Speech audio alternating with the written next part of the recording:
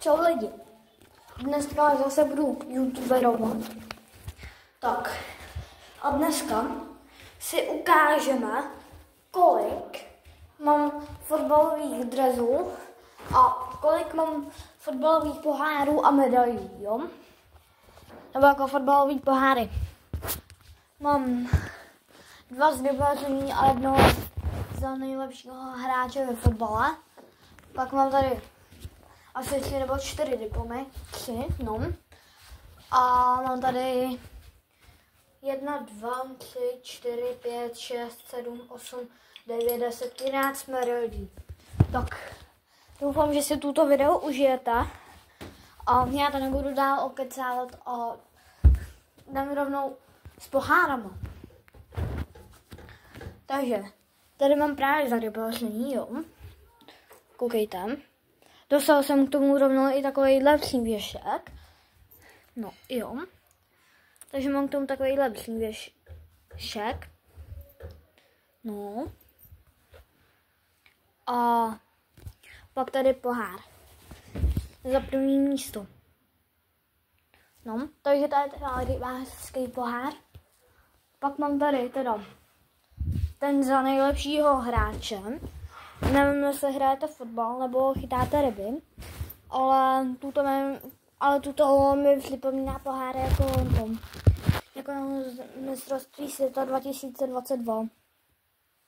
Jo. No, koukejte. Nejlepší hráč, Trefl klub, nevím, U9 Rokycany, 3.2.2024. A pak mám tady ještě 3. místo z rybaření. Jo. No. Teď jdeme na medaile. Tady mám z florbalu. Tady hraju i florbal, jo. Pak mám tady z Tábora medaily, jo. Juniorská C, dětská cestovka, no. Pak mám tady ze Stora, zase z florbalu. Pak turnaj mini prvek ve fotbale, zlato. Pak mám tady zlato z rybaření k tamtomu poháru. Tak. Pak mám tady moji nejdůležitější medaili, kterou jsem vyhrál ve fotbale tom.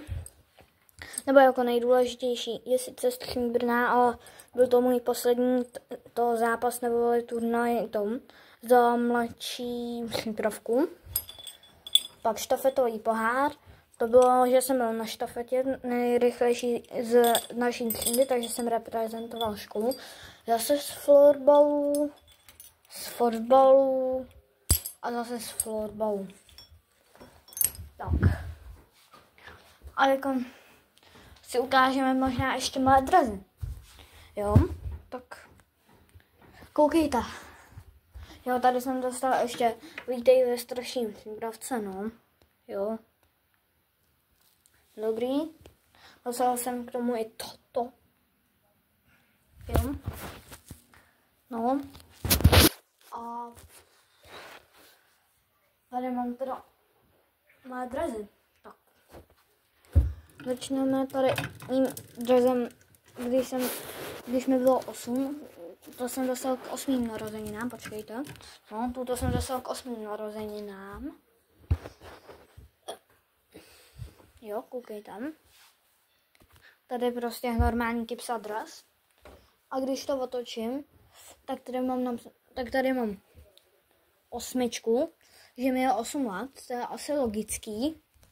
Mám to podepsaný od Davida Limberského z Viktorky, nebo teď on už nehraje za Viktorku, a teď on hraje v Křimicích, zase se napletu. A tady mám pak ještě to, má jméno. Jo. No. Tak už víte, jak se jmenují. No. Pak tady mám ještě. Jo, tady mám když jak košily ještě ze školy. No. To nemusíte řešit. teďkon tady tuto, jinak jsem Viktorián, jo. Nejsem žádný Spartan, nebo Slávisto. Tady mám pak Akademii, F-Sport. A tady mám prostě takový ten, víte co, ten sponzor. Jo, tak tady to mám prostě podepsaný od Erinka Jirky, Mariana Tvrdoně a tady, tak to mám, tak ještě tady, tak to mám podepsaný od toho, jak se zase jmenuje,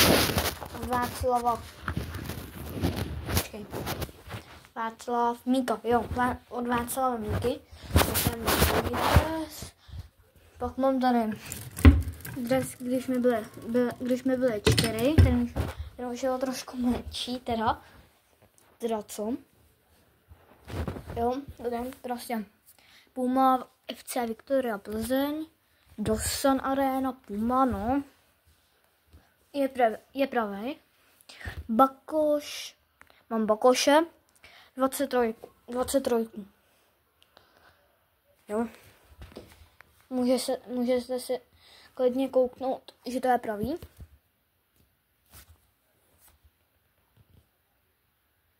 No. Tak to je ten tak. Koupili jsme to v Plzni. Jinak bydlím v Dobřanech. Nevím, jestli bydlíte taky v Dobřanech nebo v nějakém plzeňském kraji nebo někde. To mimo Česku. Pak mám tady už zničenýho Kyliana Mbappého, který je v PSG. Teď jinak zítra to v tom. Tak myslím, že přijede s Kylianem Mbappého v Real Madrid. Tady mám PSG, jo. Reálně, že tady prostě to. A je to fake. Jo, tady je prostě God, no. A Mbappé.